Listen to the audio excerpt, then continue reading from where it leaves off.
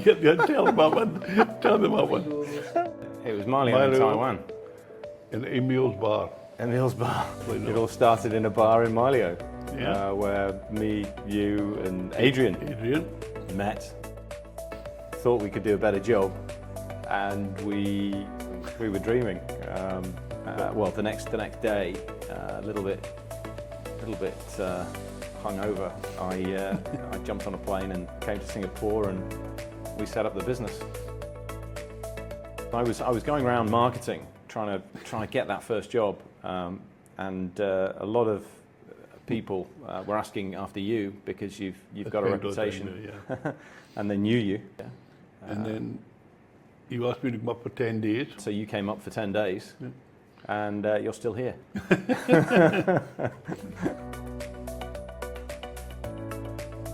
We were looking for a lorry. We were looking for a flatbed lorry. I think I was in Delhi, France or something, and you came in and said, "I've got it, Eddie, I've got it, found it, I found it." I said, "Oh, great, mate." I said, firstly, how much? And he goes, "Nothing." I said, "You're joking."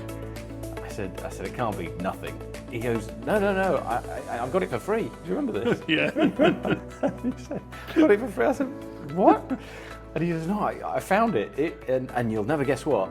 I said, "What?" He says, "It's a Mercedes-Benz." And I said, "You're joking." And he goes, "And you'll never guess what?" He says, "It's not got a scrap of rust on it." Not. And I said, "What?" I couldn't believe it.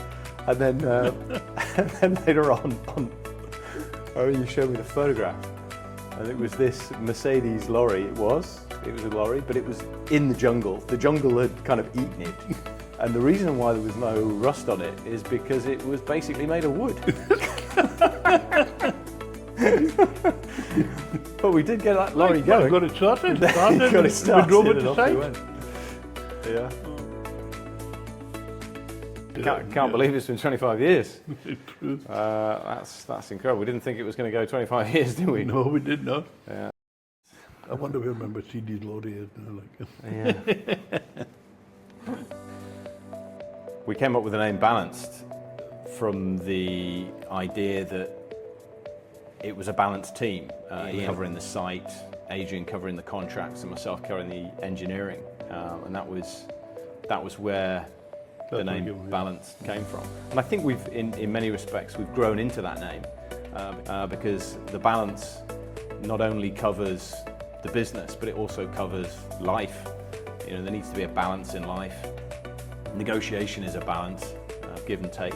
All of a sudden, that wasn't how we originally envisaged it, but we've kind of grown into it as a business. But I mean, we started doing work for Shell, leveraged on Ian's reputation.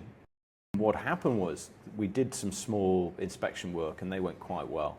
And then quite a big job came up, which was a major turnaround event.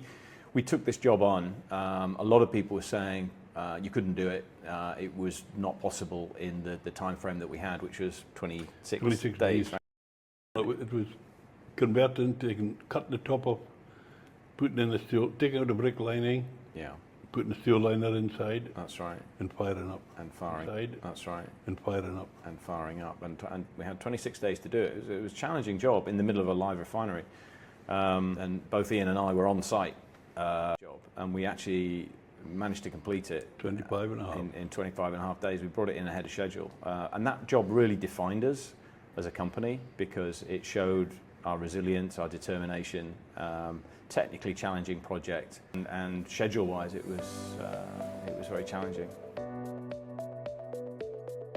The Tanjung project was massively significant, being our first project where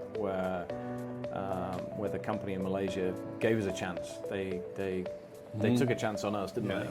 The reason why that is so important is because every time you go into Malaysia using the second link, you look to the left and you see. Yeah, you see Jimmy. I can't help but tell everyone in the car when I'm driving over there. That's our job.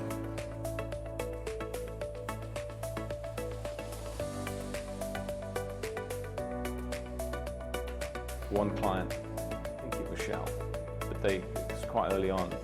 They said, and this made me quite proud what we'd achieved, and that was that they said, look, you're not the cheapest, but we're going to go with you anyway.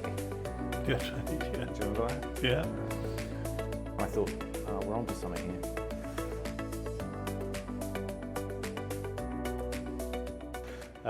This was quite early on, and actually it was our first job in India that we did.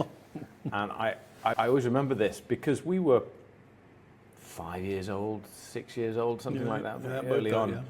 But the client in India, when we were talking to them, they said, oh, BEC, very famous company, very famous.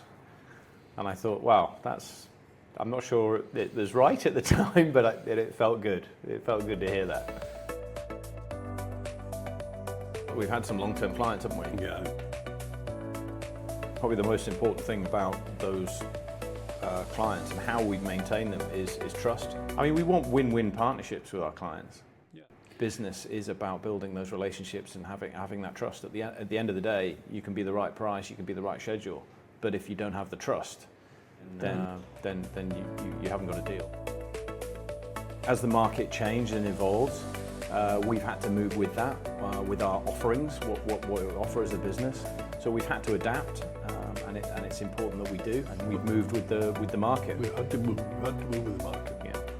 So I think that's been a challenge, but we've risen to the challenge, and we've actually successfully done that now. Over the past sort of 3-4 years, we've managed to get into a new market for us into gas energy, and we've successfally pivoted into that field. We're going to have another challenge next year when we go into these big LNG tanks.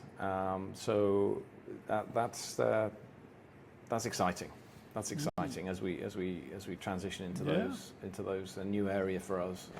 The LNG is our future, not dissimilar to what we do and what our specialism, but and much cleaner. Will take us into a new field, and that's hugely exciting for the future.